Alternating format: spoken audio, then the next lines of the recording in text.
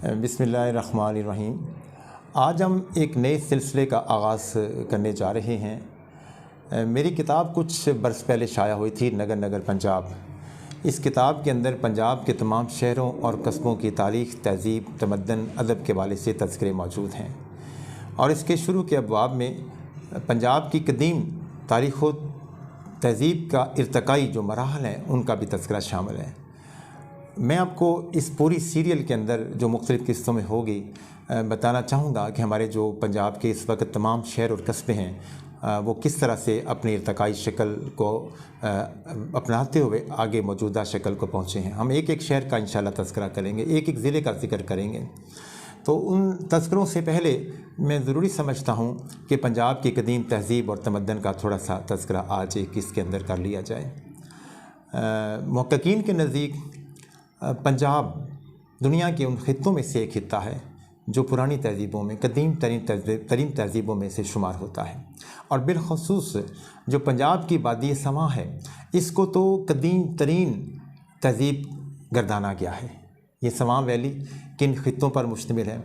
ज़ाहिर है कि जो दरियाए सवां के इर्द गिर्द के इलाके हैं उसी को वादी सवां कहा जाता है, जिसमें रावलपिंडी है, जिसमें अटक है, जिसमें झेलम है, जिसमें खुशाब का इलाका है, जिसमें कुछ हिस्सा सरगोदा का शामिल है, कुछ हिस्सा झेलम का शामिल है, कुछ हिस्सा चकवाल का भी थोड़ा सा टच कर जाता है। तो इन ख़ित्तों के ऊपर मुश्तमिल दरअसल सवां वादी कहलाती है। तो इब्तदाई शक्ल में यहाँ हम देखते हैं कि जो आसार मिले, जो औज़ार मिले, उससे मुहक्किकीन ने, माहिरीन आसार कदीमा ने इस बात का अंदाज़ा लगाया कि यहाँ सैकड़ों हज़ारों की शक्ल में इंसान बसता चला आता आया था। अपनी इब्तदाई ज़िंदगी में वो पत्थर के ज़माने का इंसान जो था वो ज़िंदगी बसर कर रहा था, पत्थरों के ऊपर उसका इन्हिसार था, वो पत्थरों के औज़ारों से अपनी ज़रूरियात ज़िंदगी को पूरा कर रहा था। और यहाँ एक दिलचस्प बात ये है जो माहिरीन ने बताई है कि एक ऐसा हथियार पत्थर का बना हुआ जो बरामद हुआ, जो दुनिया की किसी और तहज़ीब के अंदर से जो कदीम तरीन तहज़ीबों के आसार नज़र आए, पत्थर के ज़माने के पत्थर के औज़ार मिले, वो कहीं और से बरामद नहीं हुआ, वो टोका था। इसका मतलब ये हुआ कि पंजाब के अंदर जो हमारे देहाती ज़िंदगी के अंदर टोके का इस्तेमाल है ये हज़ारों साल से चला आ रहा है और यहाँ के इंसान की ही दरअसल वो पैदावार है, यहाँ के इंसान की वो दरअसल एक तरह है।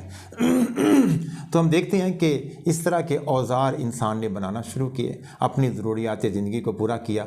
उनकी ज़रूरियात ज़िंदगी का इन्हिसार कैसे था? खुराक का इन्हिसार किसके ऊपर था? नबातात के ऊपर, जानवरों के ऊपर। कुदरती तौर पर उनका वो शिकार करता इन हथियारों से और वो अपनी खुराक को इस्तेमाल में लाता। रहने सहने के लिए तो वो अभी रहाइश उसने आबादियों के शक्ल में की ही नहीं थी। वो इस दौर के अंदर खाना बदोशी की ज़िंदगी बसर कर रहा था। जहाँ जहाँ उसकी ज़रूरियात पूरी होती वहाँ वो मुंतकिल हो जाता, वहाँ वो राइश अख्तियार करता। ज़िंदगी उसकी कुदरती तौर पर थी, हो सकता है वो लिबास भी ना पहनता हो, पत्तों से वो अपने जो मखसूस अज़ा हैं उनको वो ढांपने का शौक़ रखता हो, बस इससे ज़्यादा कुछ नहीं हो सकता था। तो रफ्ता रफ्ता जैसे जैसे वो आगे बढ़ा तो फिर हम देखते हैं कि एक जदीद हजरी दौर का शुरू होता है जिसमें उसने पत्थरों को रगड़ना शुरू कर दिया था, रगड़ाई करके पत्थरों का इस्तेमाल करना शुरू कर दिया था। तेज़ धार आलात जो पत्थरों के थे उनको बनाना और उनको इस्तेमाल करना उसने सीख लिया था। फिर कुछ जानवरों को घर में पालना, घर में अपने साथ रखना, घर तो थे नहीं उस ज़माने में, लेकिन अब उसने मुकम्मल खाना बदोशी की ज़िंदगी को तर्क करके नीम खाना बदोशी की तरफ माइल होना शुरू कर दिया अपने आप को। तो नीम खाना बदोशी का मतलब कहीं कहीं उसने आर्जी आबादियाँ बनाना शुरू कर दी। उसने मट्टी से बर्तन बनाना शुरू कर लिए, मट्टी से नक्शो निगार बनाना शुरू कर दिए। उसने घास फूस की झोंपड़ियाँ बनाकर वहाँ रहना शुरू कर दिया। ये इब्तदाई उसकी नीम खाना बदोशी ज़िंदगी थी।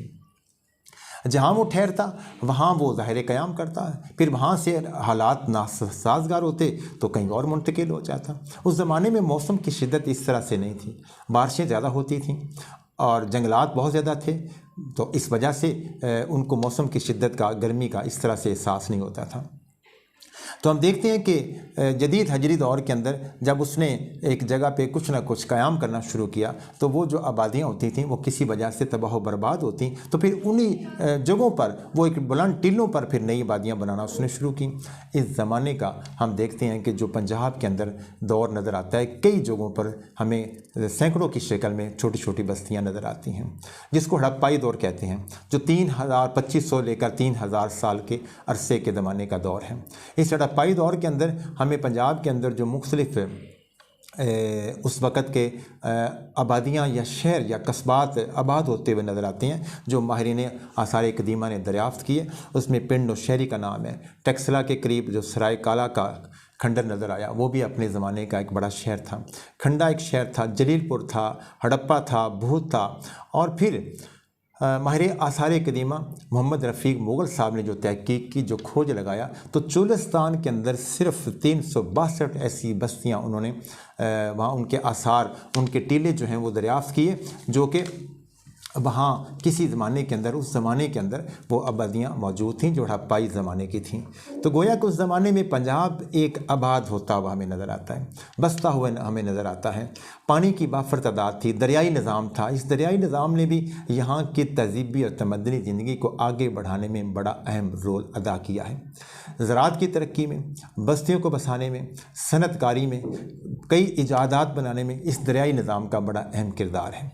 एक तो ये हुआ कि लोगों ने ये समझ लिया कि जहाँ चरागाहें हैं, जहाँ उनके मवेशी जानवर रह सकते हैं, जहाँ थोड़ी सी ज़राअत आगे बढ़ सकती है, वहाँ उन्होंने रहना है।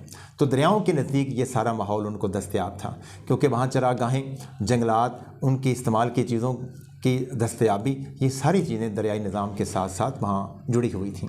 तो दरियाओं के किनारे आबादियाँ बनना शुरू हुईं, इंसान ने रहना ज़्यादातर वहीं शुरू किया। और अगर कोई मैदानी इलाकों में जो दरियाओं के करीब नहीं थे, वहाँ भी अगर उसने आबादियाँ बनाई तो उन रास्तों में बनाना शुरू की जो महफूज इलाके थे और जहाँ उनकी ज़रूरियात ज़िंदगी पूरी हो रही थी। तो हम देखते हैं कि दरियाओं के करीब ज़िंदगी बसर करने की वजह से इंसान ने कुदरती तौर पर जो दस्तयाब खुराक थी मछली की शक्ल में, वो भी इस्तेमाल करना शुरू कर दी। ये भी उसकी दस्तरस में आ गई एक नई खुराक के तौर पर। तो घने जंगलात थे, नमूदार होना शुरू हुए, उन्होंने वहाँ रहना शुरू किया, अपनी आबादियाँ बनाना शुरू की, लकड़ी का इस्तेमाल करना शुरू कर दिया।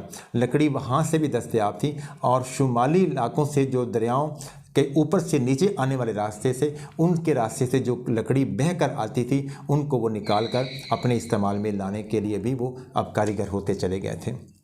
तो लकड़ी का भी इस्तेमाल करना शुरू कर दिया। फिर उसने माल बर्दारी के लिए जो दरियाई रास्ते से उधर से इधर माल ले जाने और आमदोरफ्त के लिए उन्होंने कश्तियाँ बनाना शुरू कर दी उसी लकड़ी के ज़रिए से। मैदानी इलाकों से आमदोरफ्त के लिए 2 पहियों वाली उन्होंने गाड़ी भी अब बनाना शुरू कर दी। ये भी इंसानी ईजाद में एक अहम ईजाद थी जो इंसान ने अपनी ज़रूरत के लिए बनाई थी।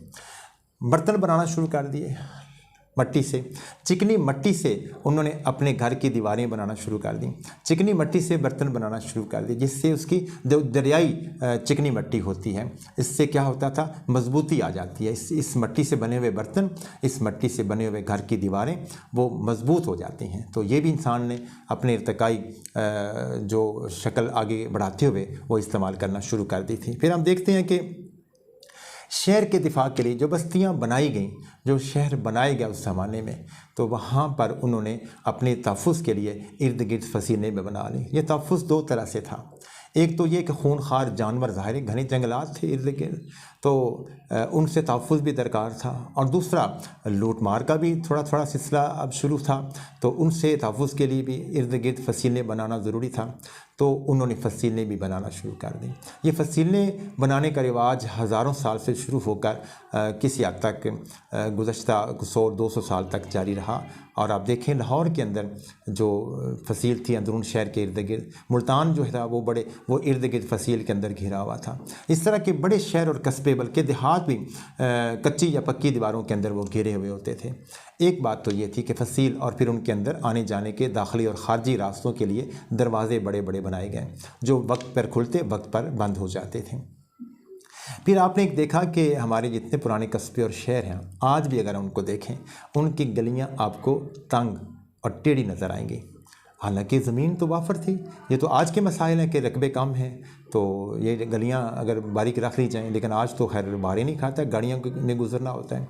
तो उस ज़माने में ये तंग गलियां और टेढ़ी गलियां, लाहौर के अंदरून में चले जाएं, बेरा को देख लें, चिन्योट को देख लें, मेरे शहर पिंडी बटिया को देख लें, पुराने जो आपको मोहल्ले नज़र आएंगे वो तंग गलियाँ हैं और टेढ़ी हैं। इसकी वजह उनकी ज़रूरत क्या थी? तहफ़्फ़ुज़, कि लूट मार करने वाले पैदल नहीं आते थे, घोड़ों पर सवार होकर आते थे। तो इस बात का ख्याल रखा जाता तामीर करते वक्त मोहल्लों को, आबादियों को, कि गलियां तंग रखी जाएं, टेढ़ी रखी जाएं, ताकि घोड़ों पर सवार होने वाले लूट मार करने वाले गिरोह जब आएँ तो अंदर तो दाखिल होने भी मुश्किल हो, और अगर आ भी जाएँ तो फिर उनके घोड़ों को वापसी मुड़ना मुश्किल हो जाए और उस वक्त तक लोग अपना बंदोबस्त कर लें, मुकाबले के लिए दिफा में आ जाएँ। तो ये एक तमद्दनी ज़रूरत थी उस ज़माने की, जब गलियाँ टेढ़ी और तंग रखी जाती थी। ये भी एक इर्तकाई इंसान की ज़रूरतों के मुताबिक शक्ल थी जो उसने बनाई। फिर हम देखते हैं कि जैसे जैसे उसने आबादियाँ बनाई तो तमद्दनी तौर पर, तहज़ीबी तौर पर वो आगे बढ़ता चला गया। गुसलखानों को बनाने का रिवाज हुआ, कुएँ खोदने का रिवाज हुआ घरों के अंदर अपने पानी के लिए। पहले वो पानी जो था वो ज़ाहिर नदी, नालों, दरियाओं से हासिल करता था, वहीं से इंसान की ज़रूरत भी पूरी होती, वहीं से जानवरों की ज़रूरत भी पूरी होती। तो उसके बाद हम देखते हैं कि कुएँ खोदने का रिवाज भी हुआ। फिर ज़राअत ने तरक्की की, आपाशी के निज़ाम ने तरक्की की, और आपाशी के निज़ाम ने तरक्की की तो फिर मवेशी पालने का, जानवर पालने का रिवाज भी हुआ। तो फिर तमद्दनी तौर पर, समाजी तौर पर जब इंसान आगे बढ़ा तो फिर उनके मुख्तलिफ़ तबक़ात और गिरोह भी वजूद में आ गए, ज़ात बरादरियाँ वजूद में आ गए, ऊँच नीच का निज़ाम भी वजूद में आता चला गया, और अकीदे भी, तोहमात भी साथ साथ वजूद में आते चले गए। तो ये सारी चीज़ें इंसान के इर्तकाई शक्ल में आगे बढ़ती हुई हमें नज़र आती हैं, और इंशाअल्लाह हम ये गुफ्तगू आइंदा भी जारी रखेंगे और अगले मरहले के अंदर जो कदीम दौर से लेकर अब तक के मुख्तलिफ़ दौर के अंदर पंजाब के अंदर तहज़ीबी और तमद्दनी तब्दीलियाँ आई हैं मुख्तलिफ़ अदवार के अंदर, उनका ज़िक्र करेंगे, और फिर हम इंशाअल्लाह पंजाब के अंदर बसने वाले हर शहर का अलग अलग तौर पर तज़किरा करेंगे। बहुत शुक्रिया।